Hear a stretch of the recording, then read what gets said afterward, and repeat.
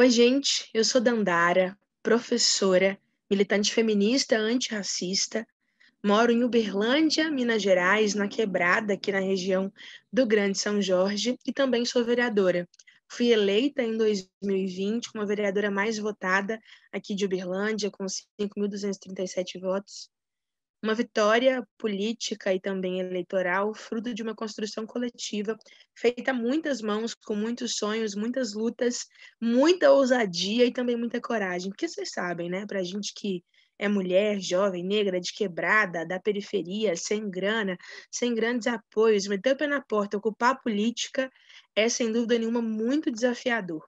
E queria falar um pouco com vocês hoje de como é que está esse cenário hoje das periferias, como que o povo tem se organizado, partidos, movimentos, e também refletir um pouco sobre como essas gerações estão se organizando e se mobilizando também coletivamente agora. Então, primeiro a gente precisa considerar como que o elemento pandemia aprofunda ainda mais as desigualdades, então esse povo precarizado, desempregado, essa juventude que ela é nem, né, que não tem nem direitos, nem trabalho, nem estudo, como que a classe trabalhadora é cada vez mais precarizada. Eu gosto muito das reflexões da Marilena Chaui, quando ela diz, né, desse precariado, do empresário de si mesmo e da intensa relação de uberização das relações de trabalho. Então, a pandemia aprofunda o desemprego, mas nós também temos uma crescente precarização, um trabalhador que não tem carteira assinada, não tem direitos e nem é visto, né, do ponto de vista dos direitos, como um trabalhador. O acidente de trabalho não é considerado acidente de trabalho. A fome cresce muito nesse momento, os itens da cesta básica muito altos, itens básicos também de sobrevivência e qualidade de vida, como gás, energia, só aumentam, o que contribuem para aumentar essa vulnerabilidade. E eu percebo que o corre da militância, da política, fica também ainda mais difícil, porque você conseguir sobreviver no meio desse cenário, se alimentar, pagar as contas minimamente e conseguir fazer política é um baita trampo. Nós temos uma dificuldade de conseguir mobilizar grandes ações, porque a vida está muito dura, de fato, na periferia. Mas há articulações muito diferentes surgindo nesse momento e que dialogam várias vezes com as perspectivas de atuação antissistêmica, anticapitalista que a gente tem. Me preocupa muito essas versões aí de uma mudança, uma atualização das lutas na perspectiva liberal, individual, em que a pessoa vai fazer a revolução dela e com isso transformar o mundo. Acho que se as opressões elas são sistêmicas, estruturais, estruturantes, não será uma pessoa sozinha que vai conseguir pôr fim a elas. Só com muita luta coletiva e articulação de grupos que nós conseguiremos criar condições favoráveis para ampliar o debate e avançar em lutas que são muito importantes.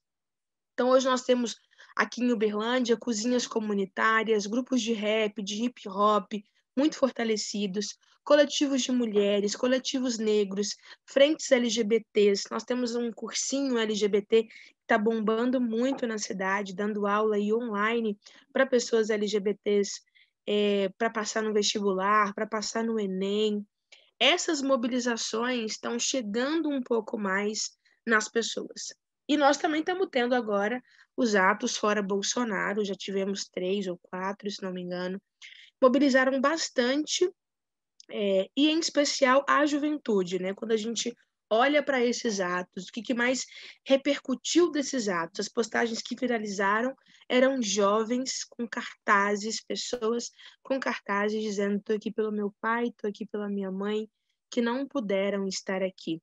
E é esse aspecto do governo, inclusive Bolsonaro, que está mais fragilizado nesse momento, né? É muito ruim no meio da pandemia, 500.000 de mortos, ele ainda conseguir manter uma base de sustentação, mas ainda assim, o que mais pega nas pessoas, o que mais incomoda tem sido essa péssima administração da pandemia. Isso tem chegado na quebrada e também mobilizado a quebrada para estar com a gente nas ruas no Fora Bolsonaro. mas eu ainda vejo uma dificuldade de conseguir conectar pelo horário que a gente chama as manifestações, sábado de manhã, sábado, ainda é um horário, ainda é um dia que as pessoas estão trabalhando, né? Que não conseguem sair do serviço para estar lá com a gente. E também tenho pensado muito sobre essas formas de organizar os partidos, os coletivos tradicionais, as associações de moradores. A gente vive hoje, a gente se relaciona diretamente com o nosso território. O nosso território, onde a gente mora, é o primeiro lugar que você experimenta algumas relações sociais, né? Mas tem muito pouco jovem participando da associação de moradores, por exemplo. Eu acho que nós temos um grande problema nesse momento com essas organizações nossas, que são a linguagem, a forma e também o conteúdo. Quero dar um exemplo para vocês. A pauta mobilidade urbana é muito cara para nós da esquerda, né? Só que eu poderia, durante a campanha, falar disso de várias formas. Mas eu preferi falar de um jeito que eu conseguisse entrar um pouco mais. Se eu falasse mobilidade urbana, direito à cidade, transeuntes, acho que muito pouco entraria. Na campanha, nós fizemos um projeto que era para a gente ter um busão bom e barato. E aí, a partir do busão bom e barato, nós desdobramos em várias outras propostas sobre o sistema coletivo de transporte. Porque quando você fala busão, quem anda de ônibus sabe o que é o busão. E sabe que o busão é caro e o busão não é ruim. O busão não é bom, ele é ruim, ele é de péssima qualidade. Então, o busão bom e barato dialoga muito mais com quem anda de ônibus do que a gente usar outros termos um pouco mais rebuscados, né? Acho que a gente precisa também entender um pouco dessa estética. Precisamos hackear um pouco mais as redes, mas também a estética de como a gente se comunica. Não é menor num card pensar na semiótica, nas cores, na chamada, em como você vai acertar em cheio e prender a atenção da pessoa àquele conteúdo, conseguir convocar ela para uma reunião, para uma atividade, como é que você vai conseguir mobilizar ela, prender a atenção dela. Porque nós estamos sendo constantemente bombardeados por uma série de conteúdos.